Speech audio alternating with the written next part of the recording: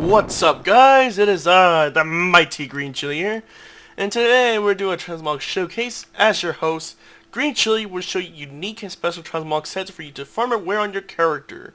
I like making Transmogs. After all, it's what I enjoy. If you enjoy this content, then be sure to like this video and subscribe to my channel for more cool content. So let's get started, shall we? Today in this wondrous adventure, I travel far and wide to make the best sets out there. And from what I can find is this mighty Butcher Maniac set. Very unoriginal name, but it's quite worth the title of the name.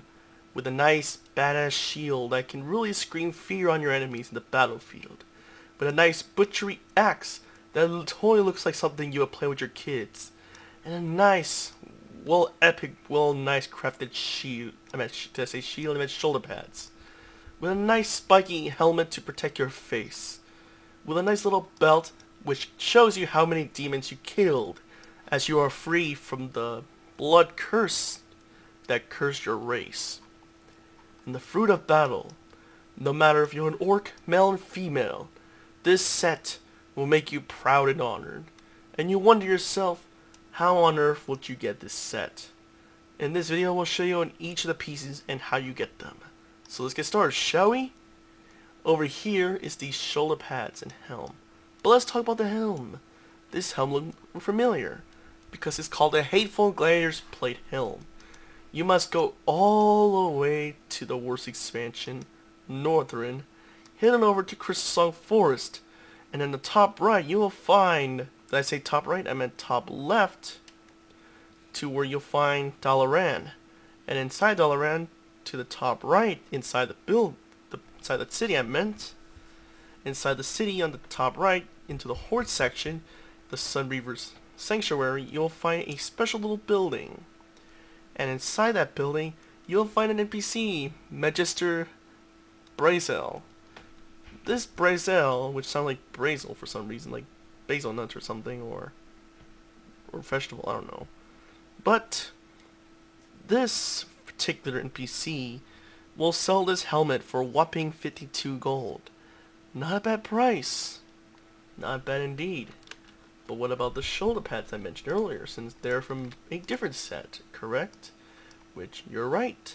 These shoulder pads are just next door, in Orgrimmar.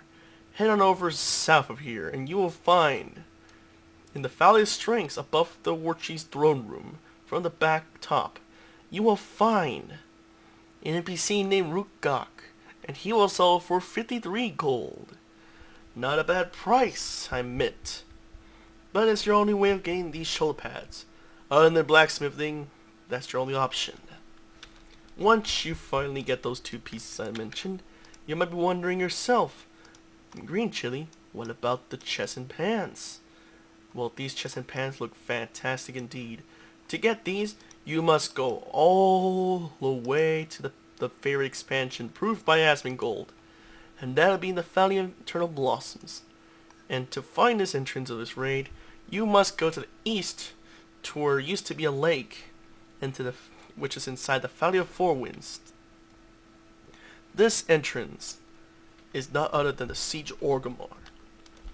Now, let's talk about the chest, because we always worried about the chest piece. Of course we do. Why wouldn't we? And once we go to Siege Orgrimmar, the bosses you want to take out comes in a pretty particular order.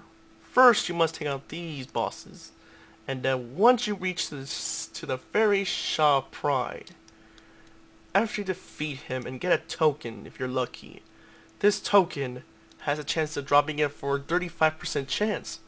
That is very high indeed, and I agree.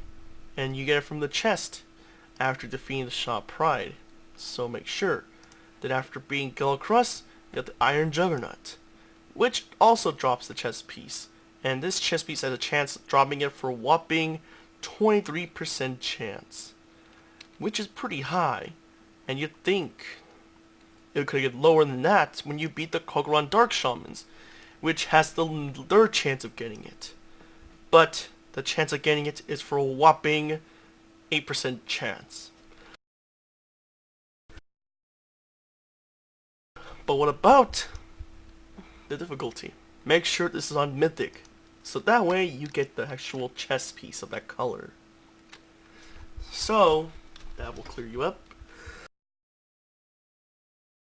As I clear up my throat, let's talk about the pants, which thankfully, or I should say not thankfully, after being these other bosses, you have these two ones. The Paragon of the Calaxes, which drops a token. And this token has a chance of dropping it for a whopping 12%. Did I say 12? I meant 48% chance. Pretty random indeed, and I agree. But what about the other option?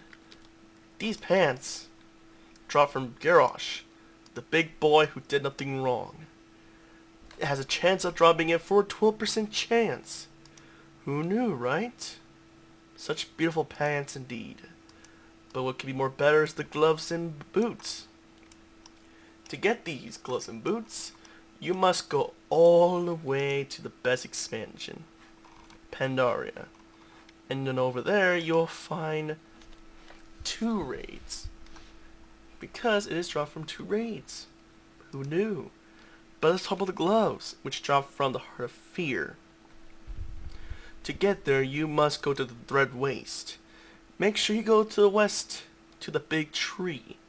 And that tree is your only way to get to the Heart of Fear. So let's look over here. So what boss that drops it? Well, after taking out these 2 bosses, you will reach to this particular one, Geralon, and he will have a chance of dropping these beautiful gloves for a whopping 6%. So yeah, a 6% chance of getting these beautiful gloves. But what about the boots? The boots in particular is different. You must go all the way back to Pandaria.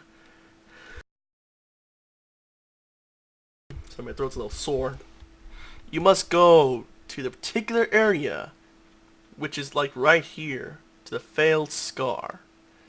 And once you go inside, to the left side of the failed stairs, up to the hill, you will find yourself into a building entrance to a particular raid.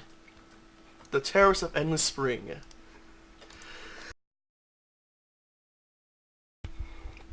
And once you go inside this raid, the boss that you want to take down, very importantly, is from Shlong.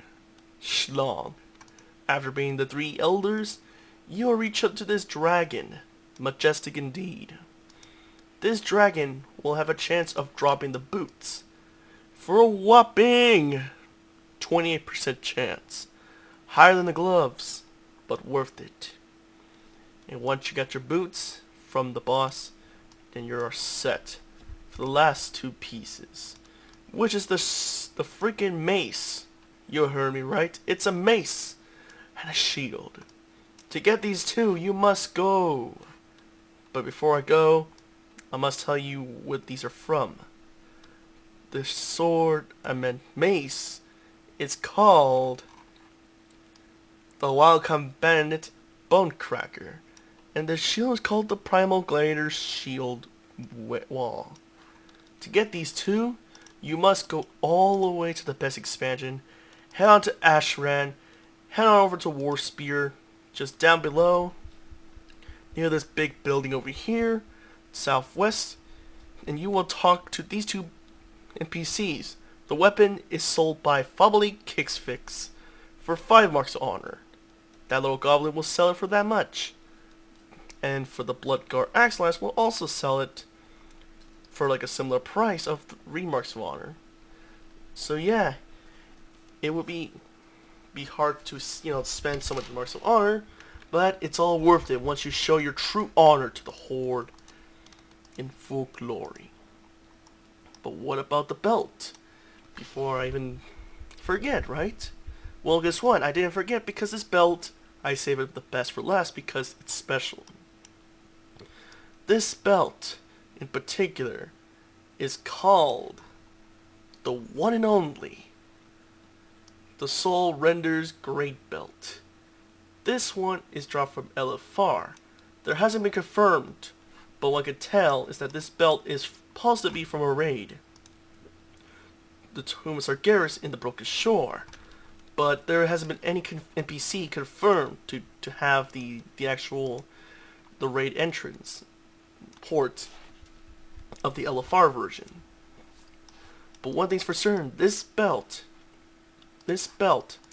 obviously being from Legion, can be dropped from the one and only killed, oops, that's not it, to the one and only killed Jaden.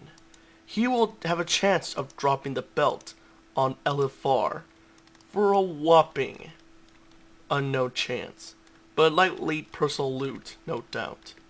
Once you get the belt, then you can call yourself a proud butcher, as you are a crazed maniac to the Alliance. And I thank you very much, my friends. Lotargar.